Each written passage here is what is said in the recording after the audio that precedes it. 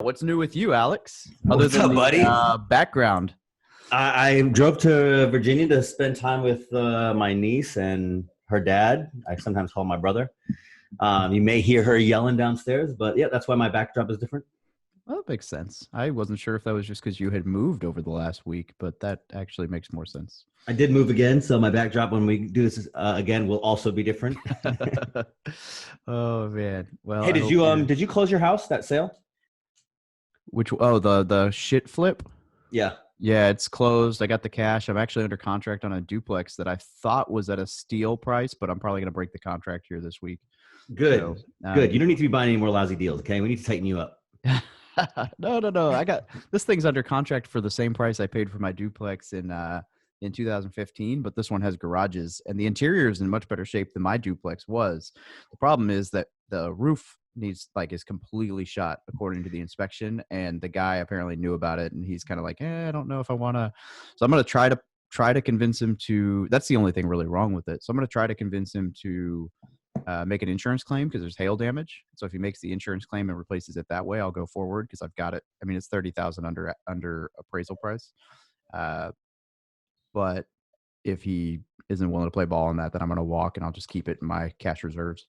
So this one's easy. Should be a turnkey. Nice. But a turnkey that I'm going to own at like 50% LTV when I'm done with my down payment. So. Well, good. You're due for a good deal. So I'm happy to hear it. Oh, man. All right. So this guest today is a buddy of mine who lives local. He's in my mastermind group, actually. But this can be an interesting one. I think you'll have fun with this. Please don't have too much fun with this. What's he do? So he's a Marine. He's been deployed a few times, but he's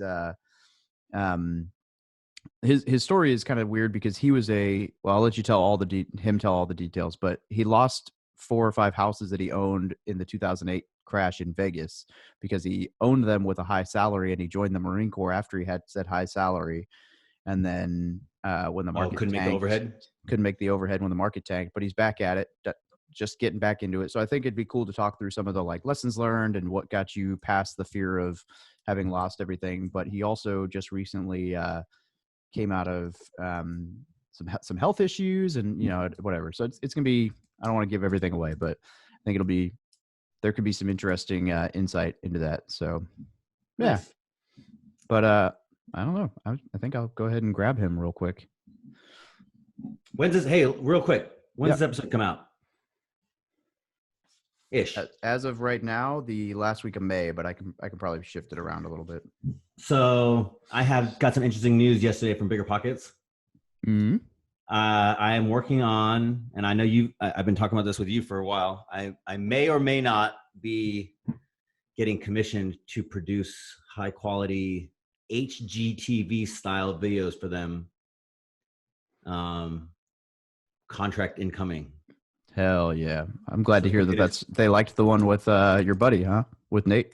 They really like that one. And I just scheduled, I got 4 more that I got to record next week. That's cool. Yeah. So that's why I asked late May. So by late May, this should all be either official or burned to the ground. So, hell yeah. Yeah. We'll leave it for late May then. But look, yeah, I mean, if anybody listens to this and they're in the North Carolina, South Carolina area and they want to be part of this, and they want their story showcased and they're part of BP, I'm looking for stories to tell. So if it goes well, this is going to be a continuing thing. I just want to point out that this is the same Alex who always chastises me for self-promoting things. So I don't chastise you for self-promoting. I chastise you for everything else. Yeah.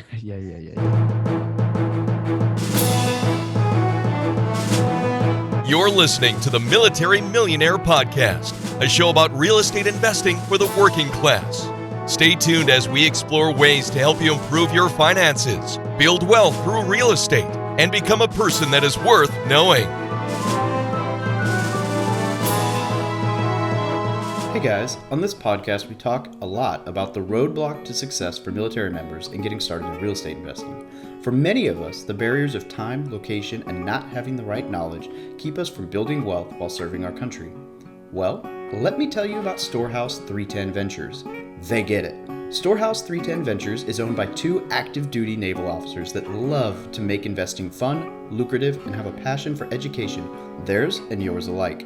They offer full turnkey rental properties in a market where the numbers make sense, Milwaukee, Wisconsin. Yes, Milwaukee, home to the almost 2018 division titled Milwaukee Brewers, the well-known Miller Brewing Company, and a lot of delicious cheese. Storehouse 310's properties are fully renovated, leased, and have property management in place. Through their rigorous analysis and selection process, they do everything possible to ensure each rental property meets their high standards and offers fantastic returns. Storehouse 310s allows you to invest with confidence while you are living out of state. They have a network of lenders, insurance companies, contractors, a title company, and much more to serve you all along the way. There is absolutely no reason not to get started when you have the right teams and system in place. David and Stu, the owners of Storehouse 310, have been investing themselves for over 15 years. They are on a mission to help as many active duty, reserves, and military veterans create financial freedom through the power of real estate investing. They are honest, transparent, and they prioritize service and giving. They have even committed to give the first 10% of their profits to partner nonprofit organizations that support veteran causes. For more information about their program, send an email to podcast@storehouse310turnkey.com. Again, that is podcast@storehouse310turnkey.com. Tell David and Stu you heard about them through the Military Millionaire Podcast, and they will get you going down the right path. Hey, what's up, everybody? It's Dave from Military Millionaire, and I got my co-host Alex Felice on today, who is working out of a uncle's house or aunt's house or niece's house or something, which is why his backdrop looks a little different. And we are joined by my friend Travis Hill, who is a active duty Marine who I actually met at a beach on the north side of Camp Pendleton when I wasn't surfing because I was broken and he wasn't surfing because he was watching his kids surf. And he's an engineer equipment officer in the Marine Corps. And we hit it off talking about real estate. And I don't know, we've been in touch ever since. I've gotten to park my car in front of his house a few times to save the $30 a night for parking at airports. So it's blossomed into a great friendship because it's probably saved me more money than most people have. Travis, welcome on the show, buddy. Good morning. Thanks, guys. Appreciate it. Happy to be here.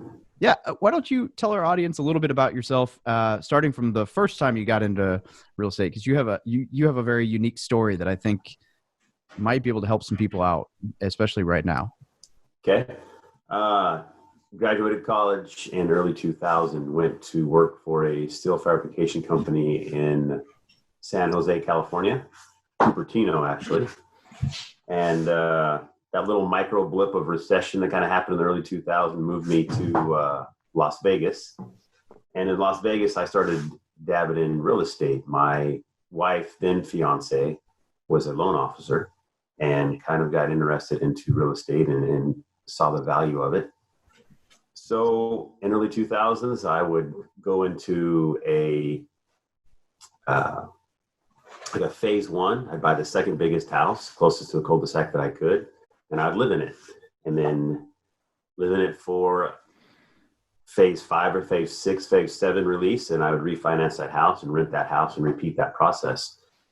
And was able to do that till I got like 5 houses and thought that my life would be set. I was like 25 at the time. Everything was fantastic. I thought it was great. And I'm like, all right, this is my retirement plan. I'm going to have these houses. It's going to pay down. I'm going to do all that.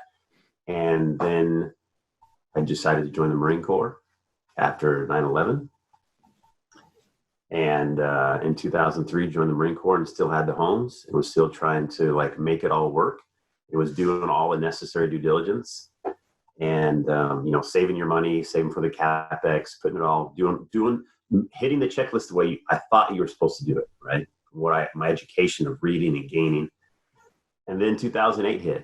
And at that time I was living in North Carolina. I was coming back from my second deployment from Iraq.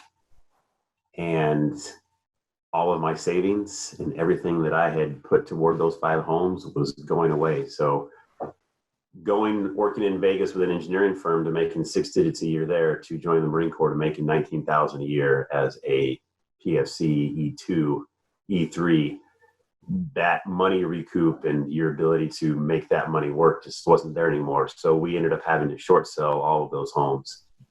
And basically here I am, 30, 31 years old, starting over completely, like at zero, and rebuilding credit and everything that came with short selling those homes and getting the 1099s and all that stuff that came with it. So as a beautiful process. And I tell people to use the analogy that like I was so focused on my trees and like staring at the bark and watching the ants climb through the bark that I didn't see the forest fire like consuming the entire thing. So that was my lesson learned. How many houses were you buying up to, say, how many houses were you buying in 06, 07? Oh, none. Like I was on the East Coast, like didn't have, I think the last house that I closed on was probably like 04, 05, probably around there. Wow. That's it's interesting just because I know that the run up, just like currently, the run up in the last 18 months was worse.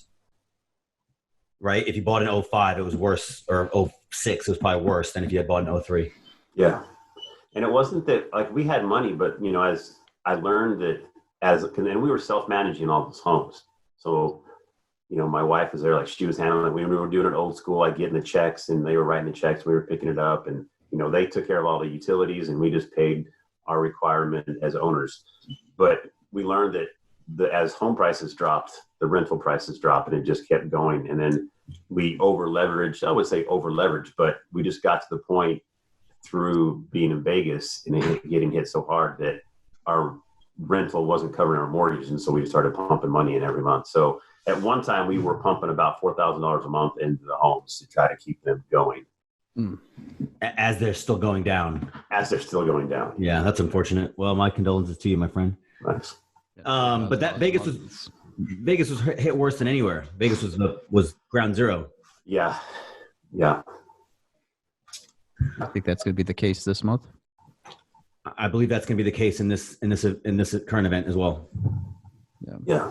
Although it's much different. It's much different now. Yeah. It's kind of hard, I think, for Vegas to stay open when casinos aren't allowed to be open and people aren't allowed to visit. It seems like a large portion of the economy, but I've never lived there, so I don't know. Oh, it's a large portion of the economy. But I still think this time will be the mechanisms are a little bit different. But Travis, you're buying houses now, right? I am. And about your comment about Vegas and casinos is that when they pay all the state tax, it's a big deal. Sisolak closed mandatory 445 casinos, and like, you know, I live near a military base, Fort Bragg, and it's a service-based economy, but it's not to the degree of Las Vegas. Like without the casinos, there really is no reason. It's way more service-based than it is maybe anywhere else, tourist-based. So yeah, I do feel for my Vegas friends. Yeah, it's insane. And what's funny is that when you tell people you're from Vegas, like you're from Vegas, they say, "Oh, what part of the Strip do you live on?" And like people's misconceptions that there's actually a community and a life outside of the Vegas Strip is almost kind of foreign to them to like put that into the, you know, the induction happens really fast. Yeah, I lived in Centennial Hills, 35 minutes northwest of the Strip, and you know, I went to the Strip sometimes, but for the most part, my entire life had nothing to do with Las Vegas Boulevard. Yeah, and I lived in Southern Highlands, so everything was like Green Valley Ranch, Henderson, and so like, oh yeah, there's a Strip and you can see it, but you know, it was like, let's go play poker or drive by the Strip just to people watch to enjoy a night, or go enjoy the Bellagio watership ball just to, you know, hang out and kill an hour or two. But other than that, it was, or taking family in when they come visit, right? Like, oh, I want to go to the Strip. Okay, we'll take you to the places we know. Yeah, that's pretty much it. People who live in Las Vegas, it's like, if you work on the Strip, then you probably hang out on the Strip. But if you don't work on the Strip, you're like, I'm not going to that traffic. Yes. I know it's not worth it. Unless I got family in town, nah, I'm a pass. Yeah. Your one time to experience the New Year's Eve in downtown Vegas that's enough for the rest of your life, I think. It sounds strangely like Waikiki when I was stationed on Oahu. I mean, it's very tourist trappy, and it's about a 40-minute drive to get there. But without traffic, like if I drove there in the morning for like a triathlon or whatever, it was like a 25-minute drive, but it was about 45 to get to the actual Strip just because of traffic usually. And same thing, they had like Friday night fireworks and I saw them twice. And the second time was basically because my parents made me. So yeah, it's just like, but they're same thing right now. Same economic injury. Waikiki's hurting right now. Tons of people out of jobs. What are you buying now, Travis? I just closed on a turnkey property with Storehouse 310 and couldn't be happier. Could not be happier. That's in Michigan, right? That is in Wisconsin. MIWI. Take the M, flip it. Yeah, Yep, it's you're same. We're good. Same, but diff. So tell me about there's got to be an internal journey to go from that pain to not only did I get over it, but I'm it's like a relationship. I'm ready to go out there and get hurt again, kind of thing. So how do you? Yeah, totally. I think that it was it was one of the most physical displays of what failure can do for your life. And I wouldn't say like, oh, well, you didn't fail, you just had bad market, like it was the market. Like, no, like I'll do a little Jocko here, is that I didn't take enough ownership and to figure out my world enough to be able to see that, or at least forecast it, or to prepare the assets so that I could keep one or two, or, do something. So it was a beautiful lesson, and it made me more resilient in the long run. So that's why I'm doing it again, because it isn't like, no, we can do this. I can do this. My family can benefit from it. And it's just creating, now the knowledge that's available now through Bigger Pockets, from Military Millionaire, from being fortunate to be in real estate masterminds, and like that stuff. I didn't know anything about that when I was investing in Vegas during that time. So taking what's available now, it's so much, I wouldn't say easier, but it's so much more accommodating. Yeah. Now, you think more information though can get people in? You think it make them too overconfident? Oh yeah, totally. Yeah. It's so easy to go down rabbit holes, and like on my Instagram, I'm getting like, I just listened to a podcast today from the Connected Investor, and so now like I've been getting spam from them from the last week, and so there's so much information out there that you can go down rabbit holes and just like, oh, I'm too inundated, then it's suffocating, and then you don't move anyways. Nassim Taleb, to bankrupt a fool, give him information. I'm so glad that was the podcast you mentioned, because my goodness, they spam. They spam a lot. I was on his email list for like a week, and I was like, oh no, unsubscribe. And then one time, like a few months later, I got back into it somehow, and I was like, no, I did it again. Good information, but it's just like, I can't read all this stuff. Yeah. I don't have time for that. Yeah. Anyway. So, okay, Alex, I'm going to ask you to expound on that. What is Nassim's reason behind that? Because that's an interesting quote. Just like you said, right? Just like Travis said. So we have more information now than ever. We can use an example for real estate. Like you can go down rabbit holes, or, because there's so much information, you can design narratives that sound good, that aren't, the idea is that there's a difference between information and wisdom. There's a difference between information and knowledge. And so I kind of wanted to get back to what Travis was saying earlier about, he didn't look at it's kind of like what Travis said earlier, like he didn't look at the forest for the trees kind of thing. So like information is, the big one is you can go and look at a house in the middle of nowhere of USA and say, oh, well, the rental numbers work great, right? You have all this information. You have the house price, you have rentometer, you have all these numbers or these supposed pieces of information, but then you get to the house and you buy it, and then you realize no property manager will go there because it's gangland, and so you had information, and it made you make a worse decision because you didn't have wisdom or knowledge. So that's the idea. But while we're on that, how have you adapted your previous strategy, which we didn't really get into? I assume it was, well, you're 25, so I know what your strategy was. It was nothing. It was nothing. Yeah. Every 25-year-old who listens to this show should be wary. Their biggest enemy is themselves, their own confidence. True statement. I bought my first property when I was 25, so. Yeah, we know how good you are at real estate, though. So, I bought my first property when I was at 27, and it was my worst deal. But how does your strategy change now? Like, what do you think? What do you buy now? And can you give me any lessons that you think, okay, I won't make the 2003 mistake. I won't make that mistake again.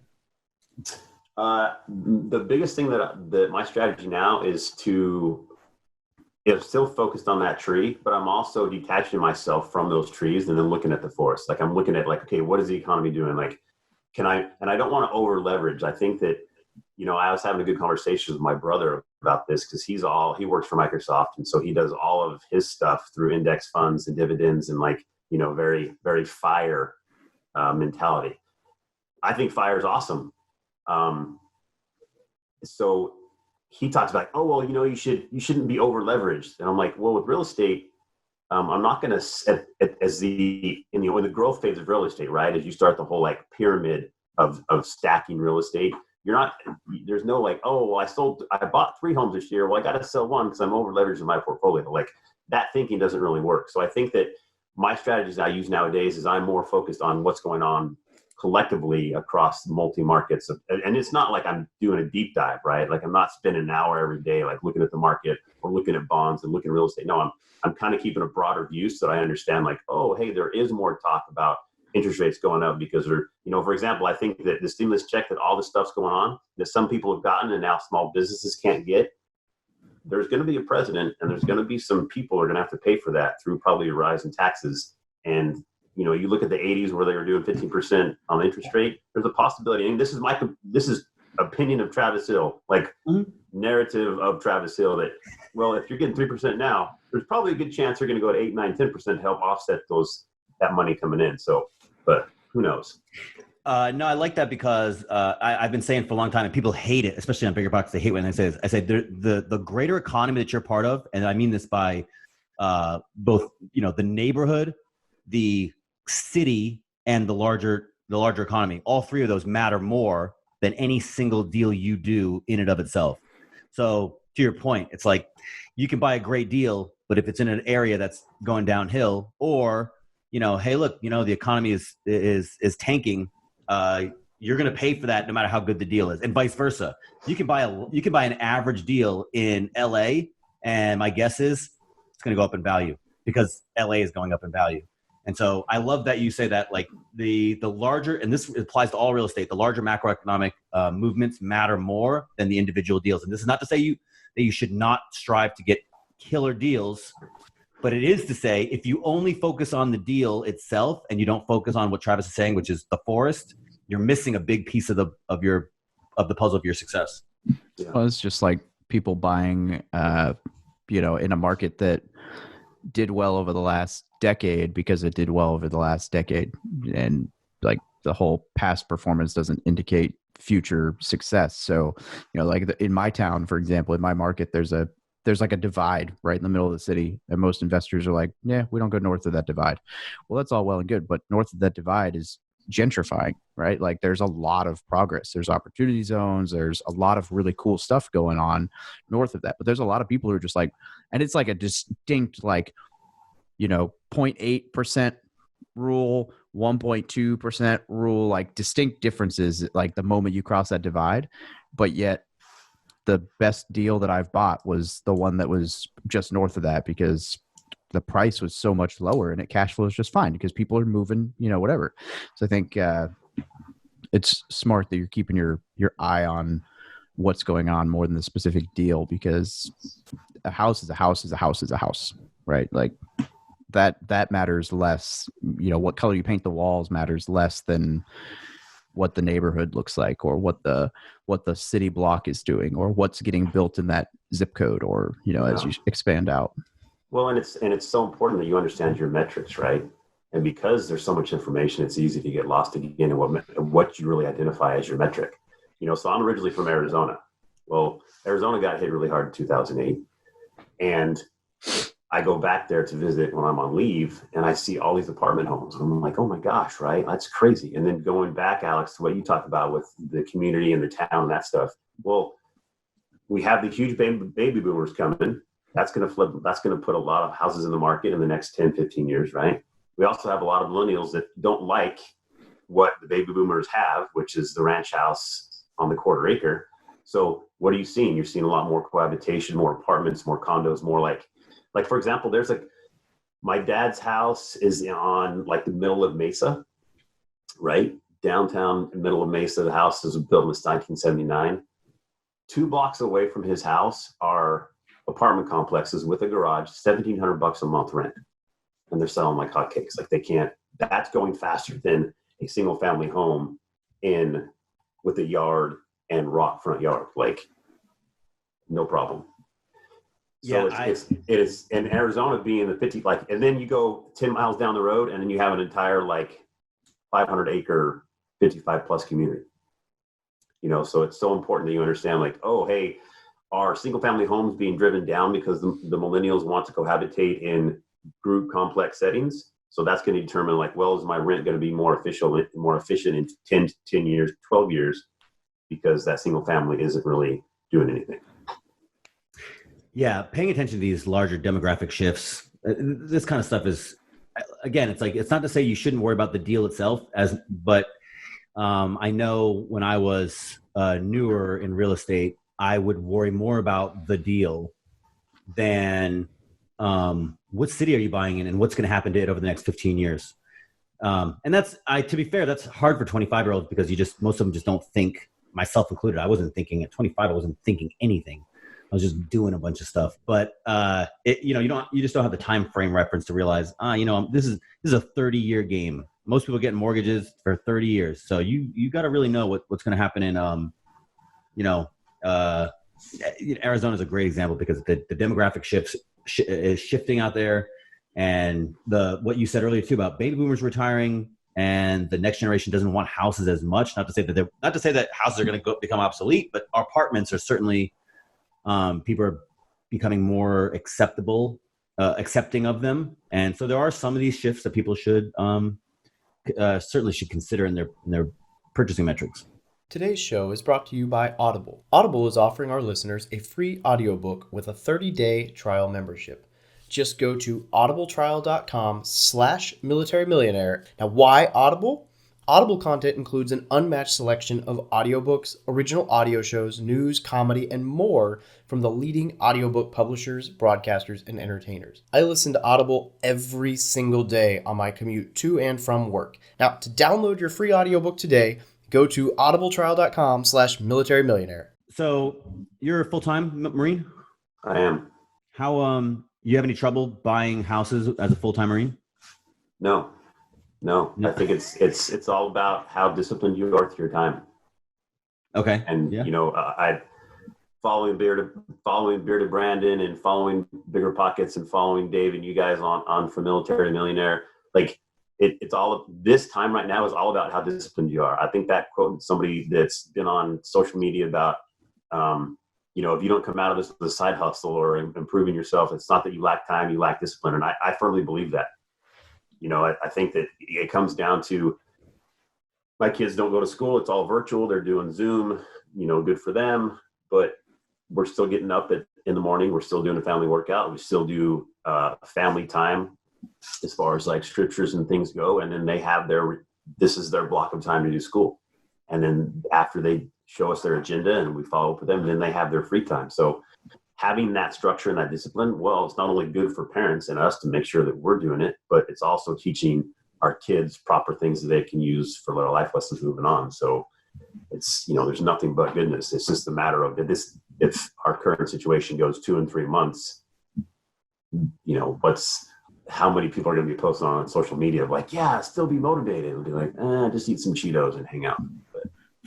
Let's not talk bad about Cheetos. Hang on. Let's not talk about it. Yeah. Flaming or extra hot, whatever, extra fire. I don't know. Alex has a thing. If you ever want to get in good with them, just send we say bonbons then. Is that better? Yeah. Bonbons. Yeah. Nobody needs those. I don't like those. So you can trash talk them. I have definitely gone out of my way to avoid donuts over the last 2 weeks. It is, man, you're right about that, though. Like sitting in the house, it is incredible. No matter how great your plan is when you wake up, it's amazing how by like midday you're like, okay, so now what? I'm bored. Oh, I'm hungry. No, you're bored. No, but I'm hungry. No, you're bored. You already ate. Oh man, I need an excuse to get out of the house. Taco Bell. No, like that. This is definitely an internal battle that I have. Yeah. I can basically see Taco Bell. I can hear myself over there saying the same thing. Yeah. I'm like, I'll be like walking out of the house and I'm like, no, I got to drive out this side today. Yeah, I think it's definitely it's a time where people. I'm not a fan of saying people need discipline. That's not how I think people behave. My personal opinion. I think people behave by habit. And so you can maybe say there's certainly overlap. But I do think people are waking up, and some people's habits, or some people have poor habits. And so they wake up, and without the structure of society that has been given to them, they don't know what to do with themselves. And they end up just creating lousy habits. And so I think there are certainly people like such as yourselves who wake up and say, look, I got to create a structure, and then it'll become a habit, and then I can get things done. And so it is an interesting time, because maybe it only lasts a few weeks. People waste a few weeks. It's not really a big deal, but God forbid it lasts any longer. And the people who are slow to adapt, you're going to come out of this thing and you're not going to have anything to show for yourself. And like I said, God forbid it's 6 weeks or longer. Goodness gracious, I can't take it. And so I think the people who are fast to adapt are going to. What's that? So we're at 4 right now in San Diego, almost 5. Yeah. I don't know. I'm staying busier than ever, to be honest. Yeah. So Travis, what's tell me about the deal, the turnkey. Met Stu through David, and that's Stu Grazier. Grazier, if you want to go official Francais, I think, right? I couldn't tell you. He's just Stu. He's just Stu. And got on his list, and my name came on the list with a property. I didn't like the property. I didn't like the location. Wasn't favorable with it. And I just let him know, hey, I appreciate that I'm on the list and this is my house, but these are the reasons I don't want to take the house. And he was like, oh, okay, no problem. And then here's the next house. And I will take that house. That's great. And his entire team have been fantastic. Their real estate agent, Robin, she's awesome. And the whole process was easy. His team is awesome. They set it up well.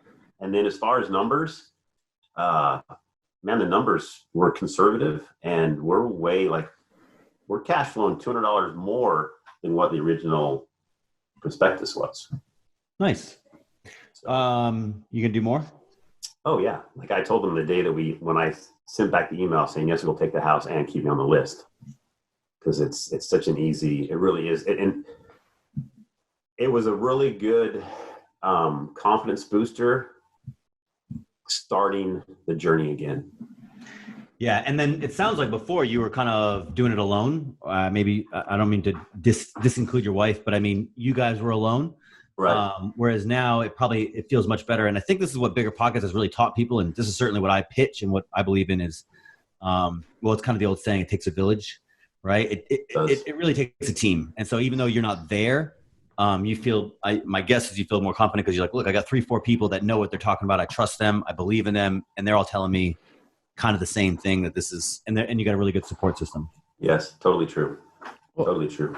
And my take on turnkey, and mind you, I haven't bought anything through a turnkey provider yet. Maybe I will one day. People say that turnkey is, quote, bad because it's less of a return than you might get on your own or whatever. But the reality is, like, if that quote less of a return is like, I don't know, $50 a month or whatever, like it's not anything obscene, right? Because if the deal didn't make sense, they wouldn't make any money. But the ability to make a deal with somebody that you know and trust who's gone through and renovated the property and has a team and everything is essentially no different than if you were to build your own team in a market across the country and do it all through them. It's just one person whose business it is to provide that service for you. So like I tell people all the time, if you're overseas and you're looking to get started in investing, like turnkey is probably the best way for you to go, because you can't house hack in Japan and you can't, I mean, maybe, but probably not. I don't know if there's some crazy loophole where you can buy out in town, but if you're looking to get started in the US and you don't have a team and you don't have anything else and you don't want to wait 3 years until you move back to the US, the turnkey is probably one of the best options out there because it's set up by someone whose entire business is designed to ensure that you succeed. Because if you buy a house, you don't like it, you're not going to come buy another house. So it's, and I think, you talk Stu, like I would do business with Stu all day because I know him and trust him. So I think that's really the biggest piece is finding a turnkey provider or somebody to work with, whether it's turnkey or not, on your team that you trust. And then you can go from there. And I think that's really important because meeting Stu, like meeting you, meeting Alex, meeting Stu, going forward on that, one, you establish relationship, right? And everything that you read and listen to, that is relationship, right? Then you learn that, oh, I didn't know about a turnkey when I was in my 20s. When I learned about a turnkey now, oh, what does that mean? What is a turnkey? And then so that opens your mind, right? That opens at like, oh, wait, this is my market over here. So how am I building my relationships and my contacts and everything else so that I could possibly have a turnkey in this market where they're doing this in Wisconsin? And so it is able to, doing this turnkey was able to me like, okay, this is the process they do. I can probably duplicate this process. They're building relationships. I can trust him to grow that relationship with me and him and other people. And at the same time, it's all free education, every bit of it. And so I think you're springboarding off of their previous work a little bit. And so it's like, yeah, I mean, and to be fair to David, like I'm usually one to push back on turnkey a little bit. But I do recognize that there's a absolute need for it and that not everybody's, not their skill sets nor their desires are the same. And so for a guy like Travis who says, hey, look, maybe I should use a team for this next one to make sure that I know what I'm doing. But my guess is after 2-3 of these, maybe you go off on your own. And so the idea is, hey, look, I'll pay, like David said, I'll get a little bit less return, but I'll mitigate a ton of risk by having contractors that I know are going to show up. And I have somebody else on the team that on the ground that knows the deals. And so, you sacrifice a little bit of the return for the trade of volatility. Because look, anybody who's David can tell you, hiring bad contractors is the kiss of death. Yes, that sucks. I mean, it depends on if you want a negative 50% ROI. That's it worked out great if that's what you're going for. And that's a great example why turnkey works, because it's I didn't do turnkey, but I was on the ground and I had a team that I lucked into, right? And so I didn't have the same risk. So if you're overseas, if you're really overseas, then turnkey is the way. Or if you're like, look, some people's positions are different. They're like, hey, I'm sending a bunch of cash and I want to do this and I don't need to take the risk to learn it all on my own and manage contractors. Some people don't like managing people. And so you couldn't have picked somebody. Well, I don't know everybody. So maybe there's somebody better than Stu. But as far as the people I know, Stu is at the tippity top of the list. He's good people. So, and like you said, you're making money. Geez, it's hard to beat. All right. Yeah. So I want to shift gears a little bit. I don't know if we want to dig too much into your more recent opportunity to give up on yourself. I'd say that I'll lead into what I mean by that. A lot of times when people get punched in the face really hard in life, they quit, right? Like it's a total out. Like it would not have been hard for you to say, well, I lost 5 properties. I'm never doing real estate investing again. You've had another event here in the recent few years, which I'll leave up to you if you want to discuss that.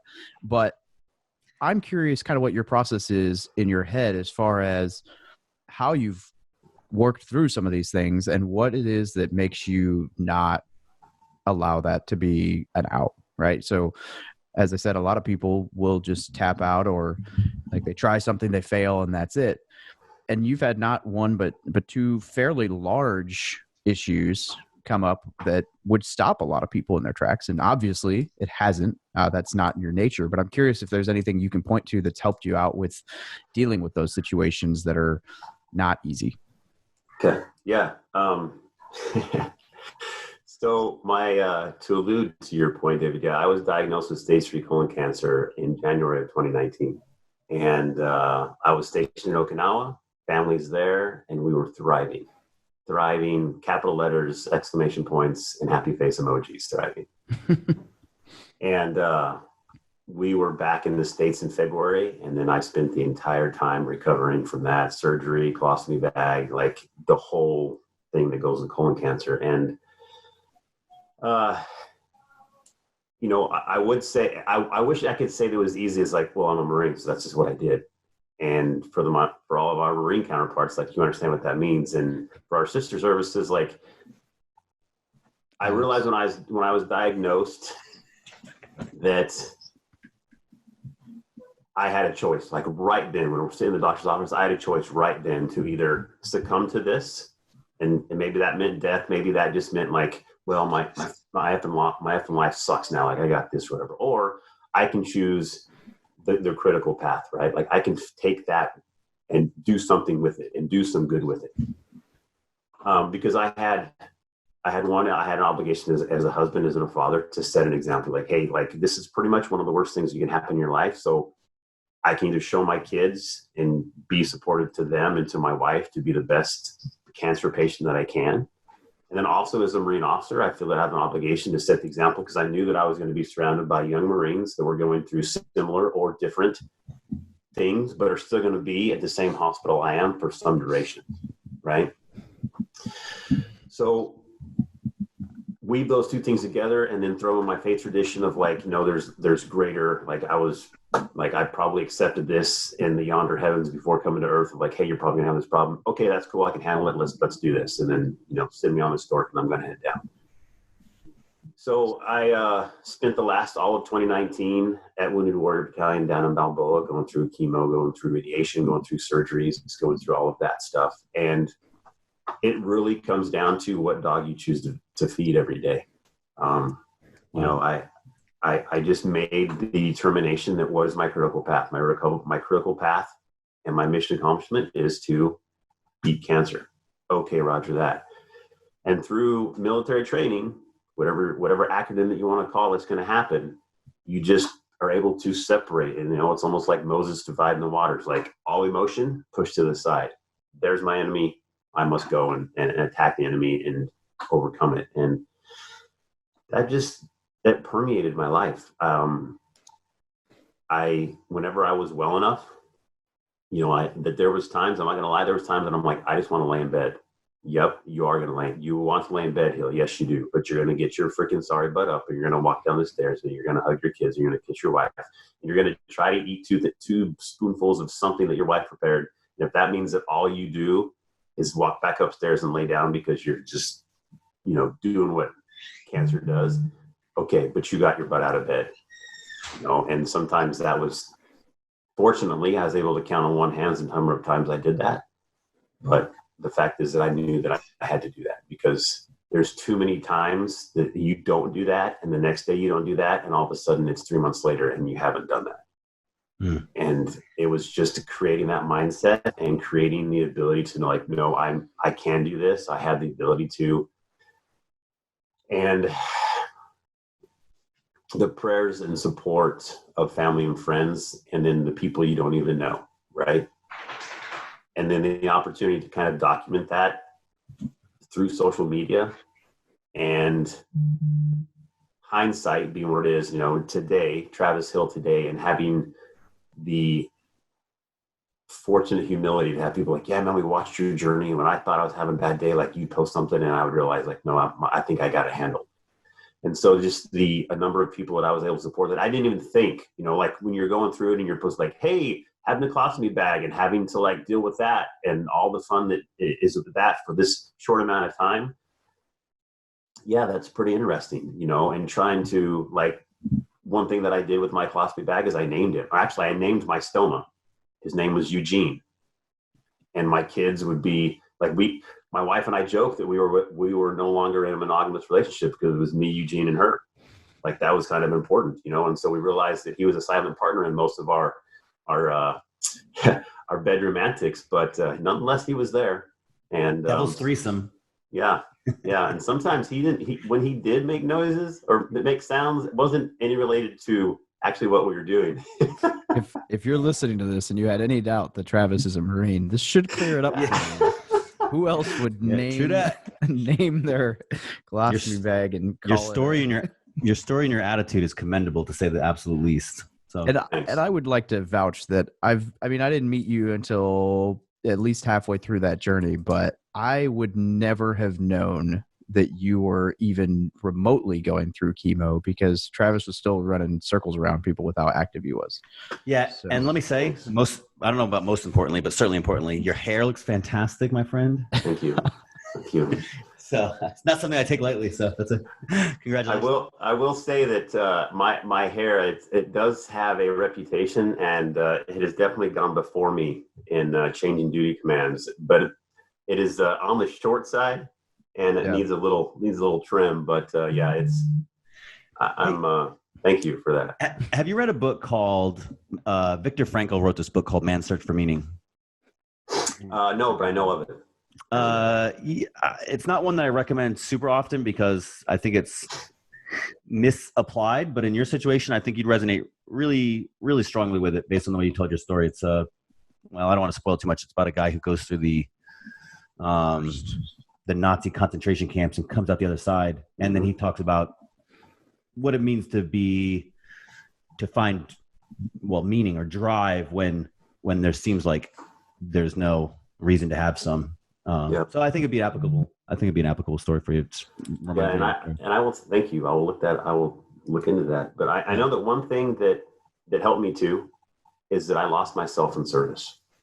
I love surfing. I started surfing and I was stationed here a decade ago. You know, I'm like late 30s learning how to surf, and people are like, dude, you're an idiot. I'm like, I know that you've been surfing as long as I've been alive, but like where I live, and it's 3 minutes, the beach is 3 minutes that way with world-class breaks, I have a requirement to fulfill that, right, to learn how to surf. And so I was volunteering with organizations like Surf and Challenge Athlete Foundation, and I was volunteering to work at the Balboa, the Navy Medical Center San Diego, has a weekly surf therapy where they basically like have the ocean teach you how to deal with PTS and TBIs and other things. And so I was volunteering with them and volunteering with every place that I could, just to realize that like, hey, like my stuff isn't bad. You know, like, oh my gosh, my feet are burning because the chemo medication, and I feel like crap because I puked 3 times that day and it's only 7:07 in the morning. But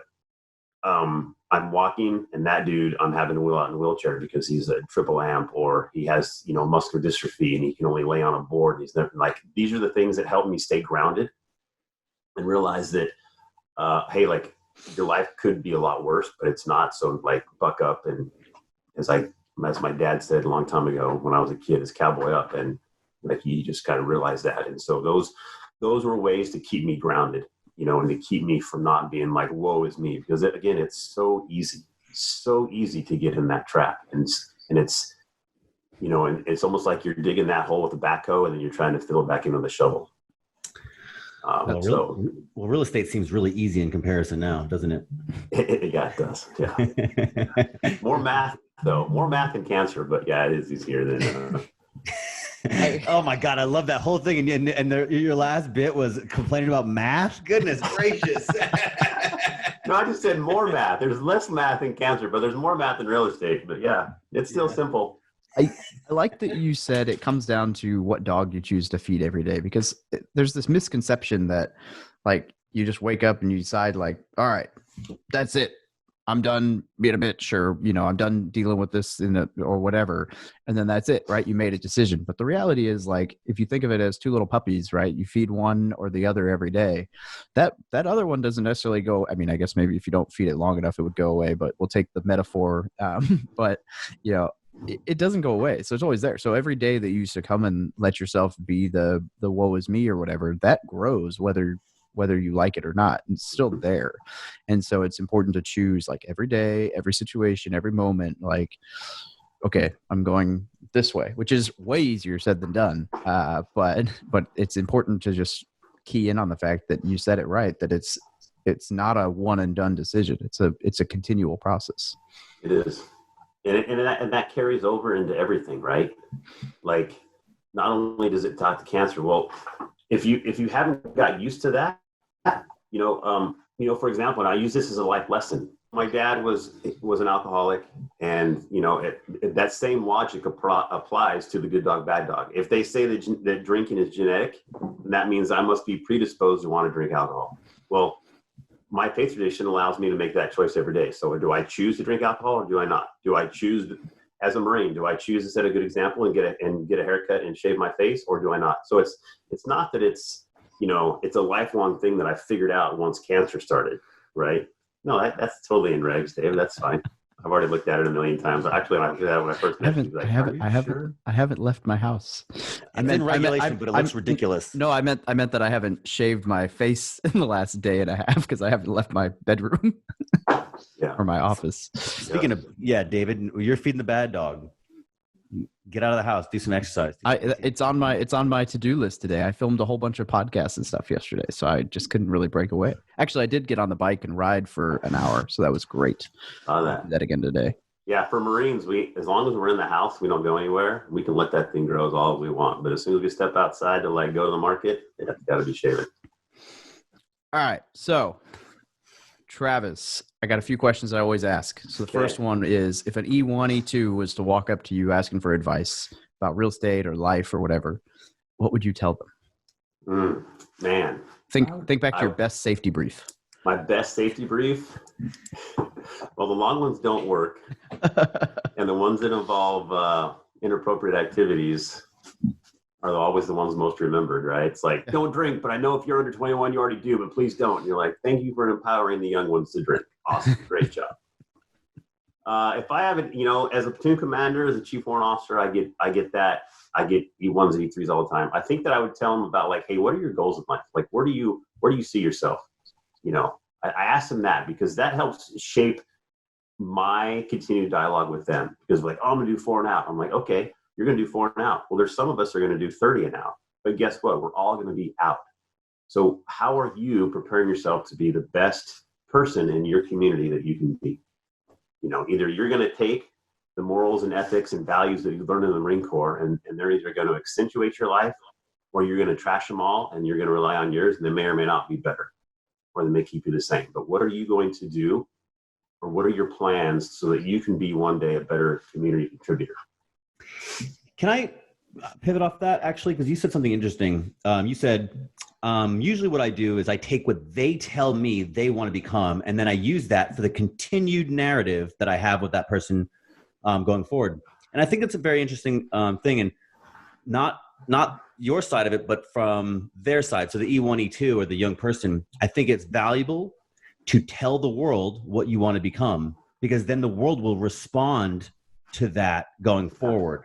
Absolutely. And so we talk about this all the time, put your affirmations, or you write your goals down, and these are the kind of same things. And social media is really good about this, about, being able to tell the world what you want to become, because there's guys like Travis, there's guys like David, sometimes there's guys like me that will listen to what you want to become and say, either maybe I can help, or maybe now I'm going to perk up and watch you because I believe in you, or you just don't know what they may or may not interact with you, but they hear it. And many of them will interact with you. So I just wanted to piggyback off that and say, I think it is valuable that you ask the question that way, like ask people what they want to become. And when they tell you, that's the best way to make it manifest. Sorry. All right. Question number 2. Do you have what's the one resource, whether that's a book, course, website, or whatever, that you would recommend to anybody who's looking to get started in real estate? I'm on it. Flattered. I'm on it. You're on Alex Felice's podcast. Yeah. No, I'm on for Military Millionaire. That I like for Military Millionaire. I like the fact that we are all like-minded service members that want to achieve more than what we know is going to happen, right? What we all know, we're going to retire, but what can we do more? How can I be more effective in my life? And for Military Millionaire is a fantastic opportunity and a wonderful resource to do that from. And then you're going to, like, that's going to start it, right? And then and there's nothing wrong with saying like, hey, I like Military Millionaire, got me here, and now I'm over here with some other group. I don't think that's wrong. I mean, because you're going to find in the social media world, or your education, that the ebb and flow of people and relationships and all that stuff is all going to work. And as you get involved with real estate, you're going to find agents that you work with. You're going to find agents that you don't, contractors, PMs, like all of that stuff. And it's just a matter of you filling out what's comfortable for you, and then finding those education and those mentors and those mastermind groups that are going to be able to facilitate that success for you. I love that. I will send your shout out $20 to you later for the plug. Yeah. Appreciate the sick fancy. That's awesome. I appreciate that very much. I will say, and to further answer that question, I say that Bigger Pockets has done a fabulous job of globally bringing every single type of real estate entity into it, because that's where I think Bigger Pockets turned me on to a lot of like, oh, wow, this is out there. Oh, and so it really broadened, it made my my left and right lateral limits pretty huge. Big fan of bigger pockets. Yeah, I can tell. Yes. All right. Go ahead. No, yeah. After No, you. go ahead. No. I was just gonna ask where people can get a hold of you. I can get a hold of me, like every good Marine, right? And the operational security OPSEC. My Facebook is pretty limited, so you got to search kind of hard for me. But I think I'm on TGH1310 on Instagram, and I think that's probably the easiest way. This is the first time that somebody's given a government address to find them, I believe. He said on Instagram. I don't know how government that is. What was the first one? Oh, on Facebook. Oh, I think he said something about never mind. He was just saying, unlike the Army, we use OPSEC, and so we try to make ourselves harder to find. Yeah, OPSEC. Which I am not a shining example of, since I'm very easily to find. But I don't know. All right, Alex, you were going to say something before I rudely cut you off with the next question that is always sequentially asked. I forgot what it was. Perfect. I'm sure it was brilliant, though. Oh, man. Yeah. If only we knew. All right. Well, hey, Travis, this has been fun. Thanks, guys. It has been. I've enjoyed it. Thanks for thank you very much. Yeah, thanks for joining us today. And now that you live closer, once we're allowed to leave our houses, I look forward to hanging out again. Heck yeah, man. Like I told you earlier, you got to come over for a Sunday family dinner once we do get released. Travis, are you going to attend Veterans REI Live? I am. I haven't bought my ticket yet, but I'm getting clearance from the Ramadan to allocate funds. Excellent. I get to hear Alex speak about whatever Alex feels like speaking about. I'm actually going to use my stimulus check. You know that my wife and I got a stimulus check each? Really? Yeah. Well, you guys both pay taxes, right? No, she doesn't. She's a homemaker. She stays at home and raises the chitlins. Does she file? No. Did she file in 2018? No. Just take that money and stash it. Government at work. Yeah. I mean, yeah. Must be nice. Nothing else. Must be nice. I haven't gotten my stimulus or my actual return that they've owed me for like a month now. But yeah. Not so yeah, I'll take that, and I will buy my ticket with my little stimulus check or recovery check. I like it. So yeah. Right on. Well, thank you once again for joining us today. Thanks, gents. Thank you for listening to another episode about my journey from military to millionaire. If you liked it, be sure to visit FromMilitaryToMillionaire.com/podcast to subscribe to future podcasts. While you're there, we'd love for you to rate the show, give us a review on iTunes. Now get out there and take action.